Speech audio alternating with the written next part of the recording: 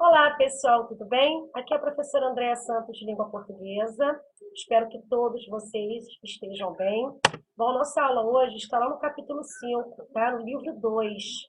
Vamos fazer essa aula em 2 vídeos, ok? Vamos falar sobre a estrutura das palavras, sendo que nesse vídeo eu vou falar sobre os elementos mórficos dos nomes. E no outro vídeo, que vocês também vão assistir, eu vou falar sobre os elementos mórficos dos verbos. Então, são 2 vídeos, ok, pessoal? Bom, falando sobre estrutura das palavras, tá? Lá no capítulo 5, vamos lá? Livro 2, nós entendemos que as palavras elas são formadas ou por uma única unidade ou pela combinação de unidades providas de significado, ok? Esses elementos constitutivos da morfologia das palavras é que são chamados de morfemas. Portanto, hoje nós vamos entender que os morfemas, eles podem ser de 2 tipos, né? Eles podem ser morfemas lexicais e morfemas gramaticais. Quem são os morfemas lexicais? São os radicais, porque são eles que indicam a significação básica de uma palavra, ok? E quem são os morfemas gramaticais? São o tema, tá vendo? A vogal temática, as desinências, os afixos, que são os prefixos e os sufixos. Ok, pessoal? Então, agora nós vamos estudar cada morfema. Vamos entender o que significa cada morfema. O que significa o que é um radical, o que é uma vogal temática, o que é um tema, o que são desinências, o que são os afixos, ok? Vamos estudar parte a parte desses morfemas que estruturam as nossas palavras. De preferência, que eu estou me referindo aqui, são as palavras, né, às quais eu estou me referindo, que são os substantivos e os adjetivos, ok? Vamos lá? O que é o radical? Radical é o corpo da palavra, né?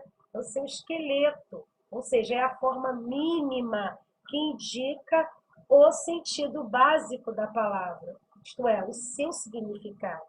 E a esse radical serão acrescentadas outras partes, ou seja, outros morfemas, formando assim, né, formando assim uma unidade significativa da palavra, formando assim uma nova palavra, vamos dizer assim. Então, eu dei um exemplo aqui: lateral, colateral e lateralidade, né? São 3 exemplos. Vocês vão perceber que cada palavra, lateral, radical é late. Colateral, radical também é late. Lateralidade, o radical também é late. Perceberam que todas essas palavras que eu dei, o radical é o mesmo, o corpo é o mesmo, o esqueleto é o mesmo, que me possibilitou criar outras palavras, ok? A mesma coisa a palavra moralista, né? Moralista tem o radical moral. E com as outras palavras que surgiram através desse corpo, através desse esqueleto, através desse radical moral, nós temos moralismo, moralizar, moralização, moralmente, moralizante, imoral, amoral. Perceberam que todas essas palavras, né, possuem o mesmo corpo, o mesmo esqueleto, que é o radical moral, ok? Bom, tem palavras que, por sua vez, né, têm um morfema comum, ou seja, o mesmo radical que é formador de uma mesma família. Ou seja, estou me referindo, né, às palavras cognatas. Vamos perceber aqui, vamos observar esse exemplo que eu dei? Bom, a palavra vidro, substantivo primitivo vidro. Vocês podem perceber que o radical dele, né, é vidro, termina no R, vidro, ok? Ele é um substantivo primitivo. A partir desse radical vidro, eu pude criar outras palavras, né? Derivou-se outras palavras. Vidraça, vidraceiro, envidraçar. Perceberam que todas essas palavras possuem o mesmo radical? E detalhe, esse mesmo radical formou palavras, né, de uma mesma família. Porque vidraça vem de vidro, vidraceiro também, e vidraçar também. Então, são palavras cognatas. A mesma coisa a palavra pedra, o substantivo primitivo pedra. O radical é pedra, ele não é. Mas a partir desse substantivo primitivo pedra, né, cujo radical é pedra, esse radical me possibilitou criar outras palavras, como pedregulho, pedreiro, apedrejar. Ou seja, esse grupo de palavras que você tem agora possuem o mesmo radical, tá? Só que esse radical me possibilitou criar o quê? Outras palavras de uma mesma família. Então, essas outras palavras que foram criadas são chamadas de palavras cognatas. Legal, né? Vamos falar agora sobre vogal temática nominal. Vamos lá? Pessoal, vogal temática é aquela que é representada pelas vogais A, E e O. Só que atonais, elas não têm tonicidade nenhuma.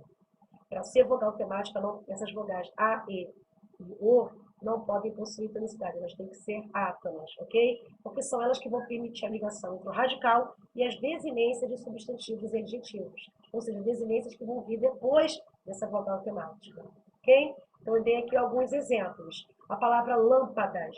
Primeiro, lâmpadas, eu tenho o radical lamps, aqui até o D é o radical. Esse azinho que entrou depois do radical é a vogal temática. Tá? Para vocês perceberem, a palavra lâmpada não existe, não possui masculino nem feminino. Né? É uma palavra, né? Lâmpadas é um substantivo que não tem desinência. Então, esse azinho aqui não pode ser uma desinência de gênero. Tá, pessoal? Esse azinho só pode ser uma vogal temática. Só seria uma desinência de gênero se a palavra possuísse, né, masculino ou feminino. Não é o caso de lâmpada. Então, esse azinho é chamado de vogal temática. A palavra mestre, a mesma coisa. Nós temos aqui o radical mestre até o R. O E que entrou depois, ao lado do radical, é a vogal temática E. Tá? Mesas. Então, o radical aqui, mes, até no S, né? É o radical até a letra S. Depois da letra S entrou a vogal A, né? Formando mesa. Então, essa vogal aqui é a vogal temática. Agora, essa vogal temática que me possibilitou, né, permitir a ligação, fez uma ligação entre o radical mes a desinência de número S, que me indica que a mesa está no plural. Então, a vogal temática ficou bem no meio, né, servindo de elo, né, entre o radical mes e a desinência de número S, que no caso é a desinência de número, que diz que a palavra está no plural. Mesas. Livro, a mesma coisa. Livro não tem feminino. Então, esse ozinho aqui é uma vogal temática, ok? O radical é livre, até o R, e esse ozinho que entrou depois é a nossa vogal temática. Raquete, a mesma coisa. Radical vai até a letra T. Raquete. Esse ezinho que veio do lado do radical é a vogal temática. Agora, prestem bem atenção aqui. Observação. Os nomes terminados em vogais tônicas não apresentam vogal temática. É o caso, né, das palavras sofá, café, totó, caju, tatu. Poderia até ter a palavra aqui, tupi, também que termina com i, né? Então, sofá, café, totó, tupi, caju, tatu. São palavras oxítonas. Perceberam? São oxítonas, né? Só que essas palavras oxítonas, elas terminam com vogais tônicas. Né? E por coincidência são as vogais A, E, I, O, U. São vogais tônicas. Essas vogais, por serem tônicas, elas não podem ser chamadas de vogais temáticas. Ok, pessoal? Elas são chamadas de vogais atemáticas. Não esqueçam, tá? São chamadas de vogais atemáticas. Justamente por pertencerem a palavras oxitonais. Ok? Ficou claro isso? Agora vamos para o tema. Quem é o tema? O tema é nada mais, nada menos que o resultado da união entre o radical e a vogal temática. Então, eu dei o exemplo aqui da palavra terra. O radical é ter, até no R. E esse azinho, que vem depois do radical, é a vogal temática. Então, se eu unir o radical, né, se eu somar o radical mais essa vogal temática, vai resultar no meu tema. Quem é o tema? A palavra terra, ok? Então, o tema nada é simples. É a união, é a soma do radical mais a vogal temática, ok? Resulta no tema. E os afixos? Os afixos são os elementos estruturais que se juntam ao radical para formar novas palavras.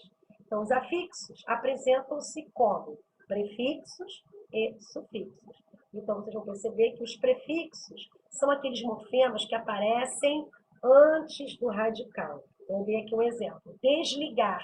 Ligar é o radical. Então, esse morfema que veio antes do radical é que é chamado de prefixo. Tá? Prefixo des. Portanto, formei uma nova palavra. Desligar. Ok? A palavra primitiva aqui, feliz. Tá vendo? Radical feliz. O que veio antes, né, desse meu radical, esse morfema que veio antes, morfema in, né, é que é chamado de prefixo. Formei uma nova palavra, infeliz, ok? Outro exemplo, a palavra retomar. Eu tenho aqui tomar, palavra primitiva, né? É o meu radical. E o que veio antes, ou seja, o morfema que veio antes do radical, que é o morfema re, é chamado de prefixo. Formei, então, uma nova palavra, retomar, ok? Agora, os sufixos. Os sufixos são aqueles morfemas que vão aparecer depois do meu radical, tá bom, pessoal? Então, exemplo, pedreira. Eu tenho aqui, né, o radical pedra, e o que veio depois, o morfema que entrou depois do meu radical, é chamado de sufixo, eira. Então, pedreira, formei uma nova palavra, tá bom? Outro exemplo, pontinho, eu tenho aqui o meu radical ponte, esse inha, né, que entrou depois, esse morfema inha, que entrou depois do meu radical, esse morfema é chamado de sufixo inha.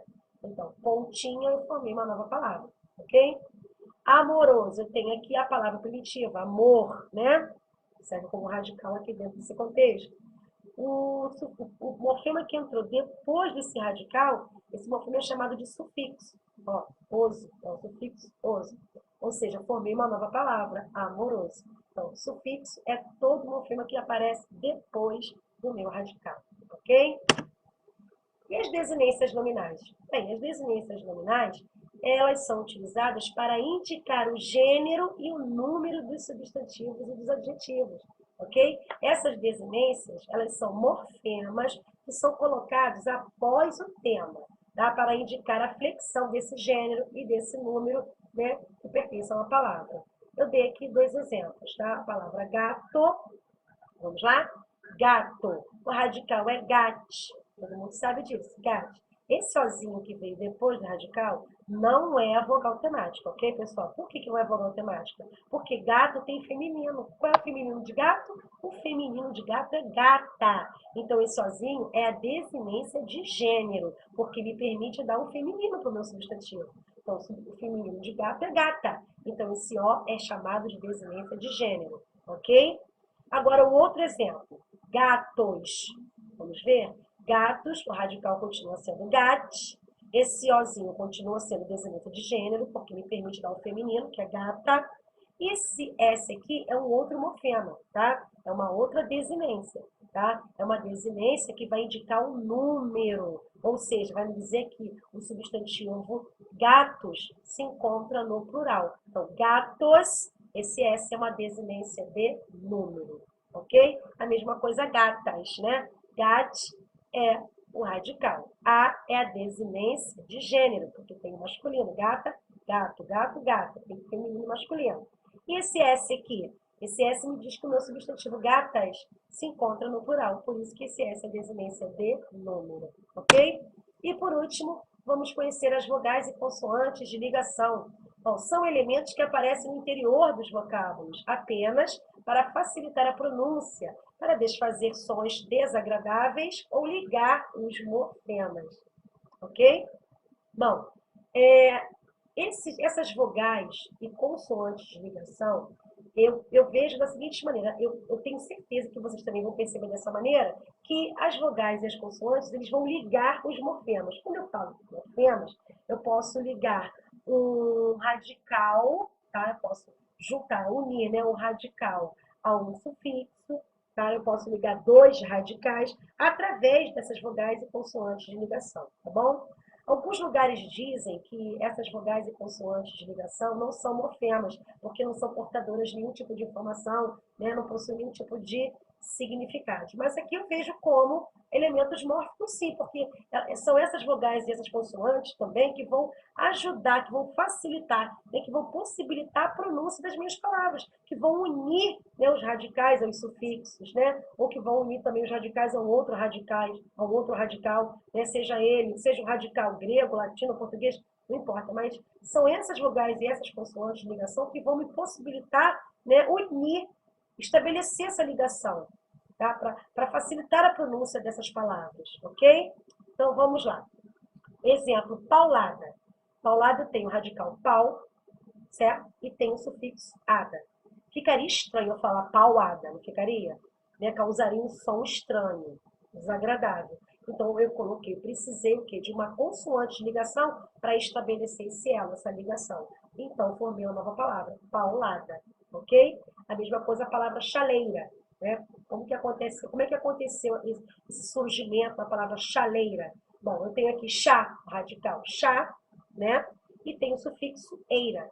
Ficaria estranho eu falar chaeira, não ficaria? Então, precisou-se o quê? De uma consoante para ligar essas duas palavras, para ligar esse radical a esse sufixo, para formar uma nova palavra. Então, eu usei a consoante de ligação L, chaleira. Pronto, formei uma palavra. Ok? A mesma coisa, cafeteira, né? Cafeteira. Aqui, desconsiderem esse acento, por favor, depois da formação, esse acento aqui, tá? Esse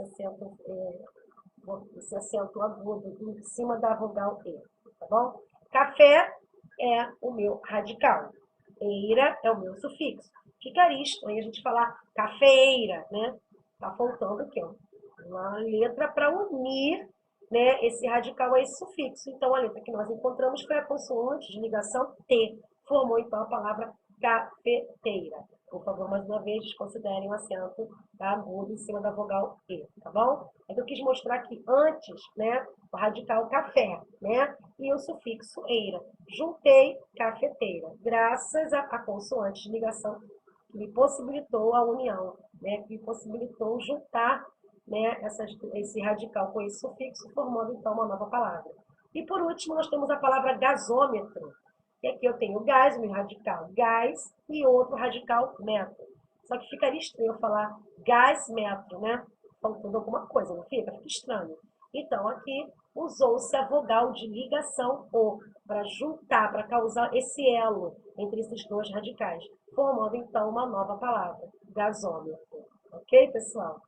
Bom, termino aqui a minha explicação. Desejo a todos bons estudos. Não esqueçam de dar um like nos nossos vídeos e até o vídeo 2, tá? Que nós vamos dar sequência aos elementos mórficos. Só que dessa vez nós vamos falar de verbos no outro vídeo.